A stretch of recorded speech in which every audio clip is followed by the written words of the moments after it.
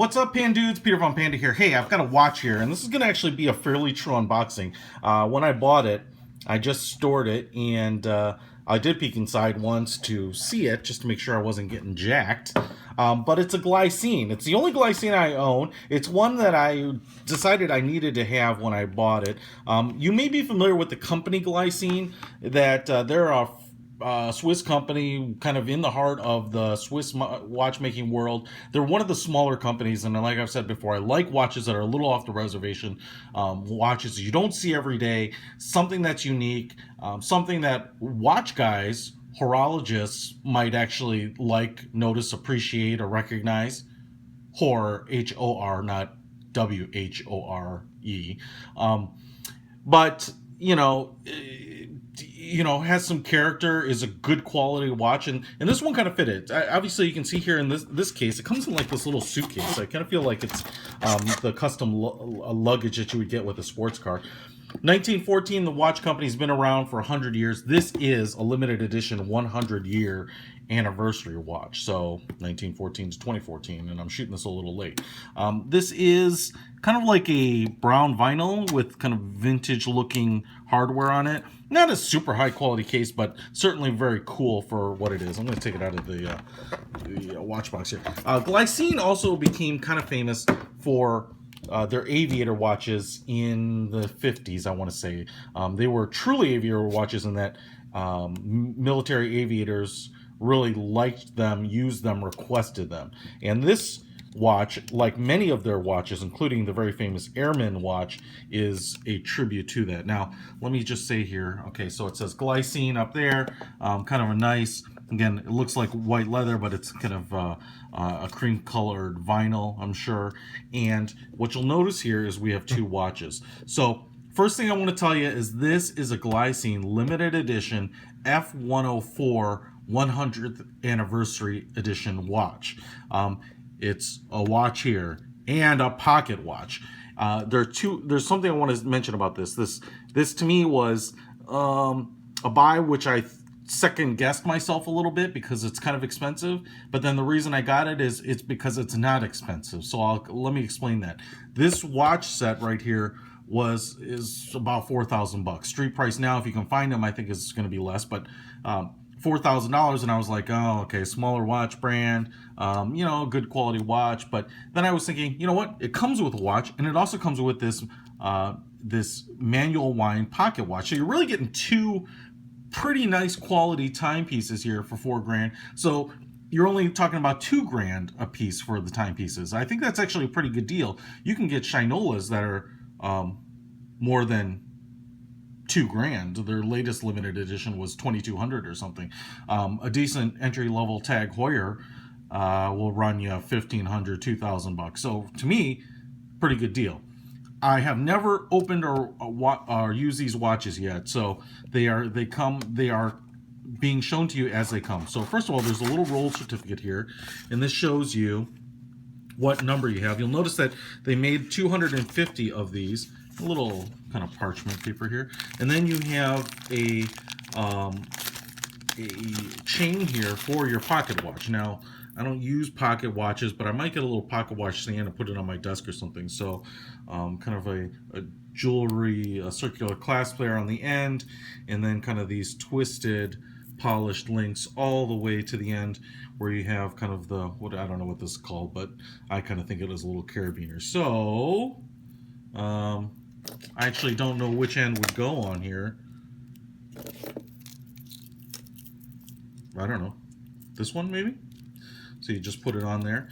And so let's take a look at the pocket watch first. Let's save the nice watch, the watch, for last. So it comes wrapped in like this plastic, okay? And here is the pocket watch. Now, I will show you there is a difference in size between them. Maybe a little hard to see. I'll put them both at the same depth here. And the pocket watch is bigger. This watch is not small at 48 millimeters. Let me see if I can find an actual number for you. But if I were to guess, this pocket watch here is going to be a 50 millimeter watch, or maybe even 51. So it's going to be big. And in a pocket watch, that's kind of desirable because you want to be able to read it. What I like is kind of that traditional onion style crown here, a D-ring up here. The finish is brushed stainless 316L, I believe, which I assume, glycine, and stainless steel exhibition case back there, and the crystal up here. I believe both of these crystals are mineral crystals, so it's actually a little bit of a step down from there. I'm not sure why you would do that, other than I think making very large sapphire crystals is kind of difficult, and this is pretty large. There's not a lot of bezel wasted space up there. A lot of the design elements are going to be the same on both of these, so let's see if I can kind of wind it up here a little bit, get this sucker running. Okay, so there we go. Got it running. Like I said, the design elements are going to be the same. The crowns are going to be a little different. This one has kind of more of the conical crown. This one has kind of that traditional onion style. I love the fact that it's a brushed stainless all the way around. It looks like two pieces. There is the laser etching of the 152 at 250. You know, it's the crystal's flat. The watch is pretty flat. It's going to be pretty comfortable to wear. The case back here is screwed on with a little Phillips head screws, 6 of them it looks like, and even the movement here is pretty cool. You know, it's not a lot of perlage per se that you'd be familiar with, but the Glycine logo, that little crown that they have, is either lasered or painted on or whatever it might be, and Glycine on the gear, the wheels here. You can see the jewels. I mean, just it's nice to look at. I mean, if you were kind of a guy who appreciates watches, you could look at that and be like, oh, that's cool. It's not just, you know, they're not hiding just a standard quartz movement or something on the back of it. The other than display, I'm not sure what pocket watches are much good for, but you know, whatever, you might like it. But like I said, you know, it's a separate piece. I wouldn't break up the set, but I don't know, presumably if you only really wanted the watch, maybe you could sell the pocket watch or something and get $1,000 back. Who knows? The dial here is very similar to the watch itself, and so I'm not going to repeat myself a lot, but you do have a movement which I think is bigger than the movement in the watch. We'll take a look at that. You can see that there. This one is a you know, it's an automatic movement, and it says a caliber GL224 there. I believe this movement is an ETA 2824-2 movement. You know, there's nothing super crazy about this. You can tell that they're actually slightly different because there's no subdial here like there is for the second hand. It just has a second hand in the middle. So just it's going to be a little different, automatic versus manual wind. But you know, the ETA movements are really nice, and you can probably see that it looks like it. We'll get more into that. But what you can tell here is that this movement, you take away this spacer ring here, this movement is pretty small. It's about the size of a quarter. This movement is pretty large. It's about the size of a silver dollar. So you need a pretty big face. And what that allows you to do is kind of this pretty cool chapter ring on the outside with the individual minutes and seconds, you know, 0 to 60 all the way around this outer edge. Everything's flat, but the cool thing is that chapter ring is raised a little bit. That puts the hour markers in this inner ring, makes it very readable because the hands don't have to reach all the way out. You know, you've kind of got a watch within a watch almost, but it is really cool because it gives you a couple layers to the dial. This subdial here is at the same level. It's basically painted on, or enamel or porcelain or whatever this is, and is very nice too. What I really like, and it's going to show a little more on the watch, is these numbers. So there is an F104 Glycine watch. It's not a limited edition. I think it's a wonderful looking watch, but this one has a little more detail. You know, the outlining of the paint on the numbers there is pretty cool. Kind of these vintage style numbers. They're big, bold. They look kind of modern, but they have a little bit of vintage flair. Easy to read. I really dug it. You know, in terms of, you know, I just like those little details, like the border on the watch, and then you have 24-hour markings in the inside. The hands are very cool too. Both the second hand down here as well as the hands up here have kind of that vanilla cream colored lume, I'm presuming. We'll check that out a little later in the middle. But the blue there is that iridescent blue on both. It might be a little hard to see on the second hand, but really, really cool and beautiful, and just has kind of a vintage look, but just a little bit of color. You know, really, really gorgeous. I like that the fact that it's not, you know, that it kind of captures all of the vintage stuff that I like without going overly vintage with Roman numerals and some things that I think look a little dated. So it looks like modern construction, modern design, but a throwback, you know, as opposed to really trying to emulate and be a reboot of something old. So really cool here. Says the caliber GL097, so someone else might be able to tell me what, you know, I'm assuming this is in an add-on movement or of some fashion here. So on this cushion, now we'll get to the watch here, and this is where I had some questions before I got the watch that I still don't know the answer to, and we'll take a look and see if we can get those answers. So first of all, here you have this really cool kind of vintage leather band, 22 millimeters. Obviously, it's not tapered. It does not look like. And what I love is this. I love this kind of distressed vintage watch band look. The funny thing is, there are a lot of people recycling vintage leather into watch bands and you know, footballs and baseball gloves and wherever they're sourcing leather and selling it for tons of money. So you're almost getting the leather for free and the aging for free. I don't know how they do this, but it just looks really, really fantastic.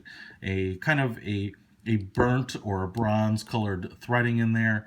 The rivets here are really cool. It kind of has that aviator look, and the lugs and the attachment is really where this watch is really, really unique. This is a little bit of a throwback design too, but I love it. It's done without a lot of gap, so it's really nice and tight. You know, I think it's kind of a timeless design.